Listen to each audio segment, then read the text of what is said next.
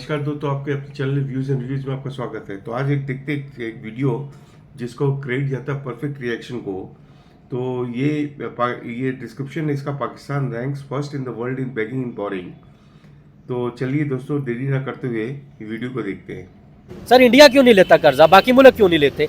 उनके हमारे यहाँ लोगों को पागल बनाया इंडिया जाता तो कर्जा देता है। इंडिया ने तो बांग्लादेश को कर्जा दिया, श्रीलंका को कर्जा दिया, अफगानिस्तान को कर्जा दिया। इंडिया तो दे रहा, नेपाल, भूटान, ये सब कंट्रीज को इंडिया दे रहा है कर्जा। पहले नंबर पे मुजरिम होता है और दूसरे नंबर पे जो जुल्म को देखता है, गलत चीज को देखता है, लेकिन अपने हक के लिए नहीं उठता, बगैरत होता है, उसकी गैरत मर जाती है, वो नहीं बोलता, वो भी मुजरिम होता है। मैं सर बिल्कुल पाकिस्तानी बगैरत है, इसका मतलब ये। मैं तो यही देख रहा हूँ, कोई नहीं बोलता अपने हक के लिए, कोई भी आवाज नहीं उठा रहा। सर बिल्कुल गैरत मर चुकी है। लोग पहले ही हमें भिखारी समझते थे, जिस तरह हम लोगों से जाके कर्जा मांग रहे हैं, हमारे प्राइम मिनिस्टर जाके कर्जा मांग रहे थे। अब पाकिस्तानियों ने भी ये लोग काम शुरू कर दिया कि जी हम दूसरे मुल्कों में जाकर भीख मांगे। तो कैसे इस चीज को कंट्रोल किया जा सकता है? और इस्लाम में क्या कहा जाता है? हर शख्स को आज़ादी है अपने राय के इजहार की, और हर शख्स को आज़ादी अपना मज़हब चुनने की, हर शख्स को आज़ादी अपने इबादत गाहों में जाके इबादत करने की। लेकिन सर ये सिर्फ नाम की हद तक है, यहाँ बोलने नहीं दिया जाता। ये आपने जो एग्जांपल दी है बच्ची की, हिंदू बच्ची 19 साल की थी, उसको बेचारी को कत्ल कर दिया गया नाहक, और तो क्या कसूर था उसका? तो बात बताने का मकसद ये है कि नाम रख लेने से कोई आज़ादी वाला मुल्क, वो सेकुलर मुल्क है, इंडिया कहलाता है, लेकिन सर वहाँ पे सेकुलर लोगों को बोलने की आज़ादी है, उसके बाद हिंदुओं को बोलने की आज़ादी है, मुसलमान, सिखों को, ईसाइयों को बोलने की आज़ादी है। चला जाता है। ये आपको पता है कि 4 से 5 घंटे सिर्फ मोदी जी सोते हैं, सिर्फ 4 से 5 घंटे सोते, बाकी ड्यूटी टाइम है सारा। सर वो नज़र आता है, सर वो बंदा मेहनत करता है, वो ये नहीं कि इन लोगों की तरह याशियाँ कर ली, हेलीकॉप्टर पे घूमने चले गए, एक जगह से दूसरी जगह छोटा सा सफ़र हेलीकॉप्टर पे करना है, और अगर कहीं जगह जाना है तो गाड़ियों का प्रोटोकॉल है और पूरा रोड ब्लॉक किया जा रहा है। सर वो ऐसा बंदा नहीं है।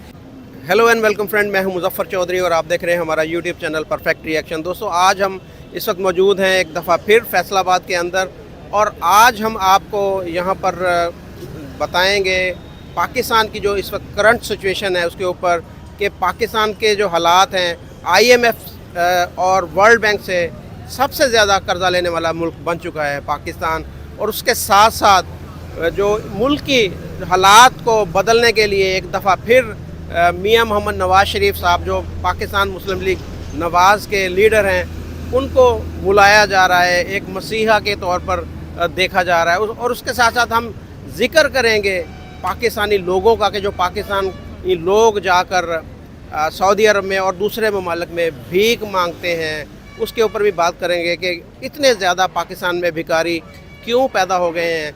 और उसके साथ साथ हम कंपैरिजन करेंगे अपने हमसाया मुल्क भारत का, कि भारत की जो इस इकॉनमी है वो जिस तरीके से ऊपर जा रही है, और दीगर मामलात में पूरी दुनिया के अंदर इस वक्त भारत का जो असर और रसूख है वो इतना ज़्यादा बढ़ रहा है, और दूसरी तरफ पाकिस्तान को लोग किस नज़र से देखते हैं। तो जानते हैं, हमारे साथ इस वक्त मौजूद हैं शोएब तैयब भाई। ये पहले भी हमें इंटरव्यू दे चुके हैं, तो हमारे जो देखने वाले हैं उन्होंने इनको बहुत ज़्यादा पसंद किया था, और सब देखने वालों की जो फरमाइश के ऊपर, उनकी रिक्वेस्ट के ऊपर एक दफ़ा फिर हमने इनको दावत दी है। इनसे हम ये जानेंगे इन सारे टॉपिक के ऊपर। तो मिलते हैं शोएब भाई से। अस्सलाम वालेकुम। वालेकुम अस्सलाम। शोएब भाई कैसे हैं आप? अल्हम्दुलिल्लाह। मुजफ्फर भाई आप सुनाएं। जी मैं बिल्कुल ठीक हूँ। शोएब भाई आपने टॉपिक तो देख ही लिए कि क्या टॉपिक है। एक तो ये है कि पाकिस्तान जो है वो वर्ल्ड बैंक से जो 50 के करीब जो प्रोजेक्ट हैं पाकिस्तान के अंदर चल रहे हैं, उसके नाम पर कर्जा लेने वाला दुनिया का सबसे बड़ा कर्जा लेने वाला मुल्क बन चुका है, लेकिन लोगों की तकदीर, लोगों के हालात नहीं बदले। तो आप वैसे कैसे देख रहे हैं कि ये इतना कर्जा जो आ रहा है और लोगों पे लग नहीं रहा, क्या वजह क्या है इसकी? कहाँ जा रहा है इतना पैसा? सर देखिए, सबसे पहले ये जो इन्होंने कर्जा लिया है ना, सबसे पहले तो बंदा ये पूछता है इनसे कि ये कर्जा इतनी ज़्यादा अमाउंट में क्यों है। अभी आपने बताया पाकिस्तान नंबर 1 पे है कर्जा लेने में, नंबर 1 पे है। चलो मान लिया कर्जा लो, ठीक है, कर्जा अगर किसी मुल्क के हालात ख़राब होते हैं तो वो कर्जा लेता है अपने आप को स्टेबल करने के लिए। इंडिया ने भी किसी दौर में बहुत हालात उसके बुरे चले गए थे और उन्होंने कर्जा लिया था, और उनकी आवाम ने उनकी मदद की थी, उनकी सपोर्ट की थी, ठीक है। लेकिन सर पूछने वाली बात यह है कि पाकिस्तान ही ये मुल्क क्यों है, और इतना ज़्यादा कर्जा, सबसे ज़्यादा कर्जा पाकिस्तान ही क्यों लेता है? सबसे पहला जो पॉइंट है, इसकी इतनी ज़्यादा अमाउंट क्यों है कर्जे की, नंबर 1 पे क्यों है पाकिस्तान? क्योंकि कुछ लोग जानते हैं, कुछ सियासतदान जानते हैं कि जब हम आएंगे तो सबसे पहले यही दावा करेंगे लोगों से कि पाकिस्तान के हालात ठीक नहीं है। जो पिछले लोग गए थे वो इसको बहुत बुरी हालत में छोड़ के गए थे, खा के गए थे, बहुत बुरी हालत थी इसकी। अब अगर इसको चलाना है पाकिस्तान तो कर्जा लेना पड़ेगा। उनको अवाम को पागल बनाना आता है, जो भी पॉलिटिशियन आता है उसको पता है कि अवाम को पागल बनाना है, और वो अवाम को पागल बनाता है और कर्जा लेता है। तो इससे जाहिर होता है, कर्जे की अमाउंट से बिल्कुल वाज़े जाहिर होता है कि यहाँ के पॉलिटिशियंस अवाम को पागल बनाते हैं।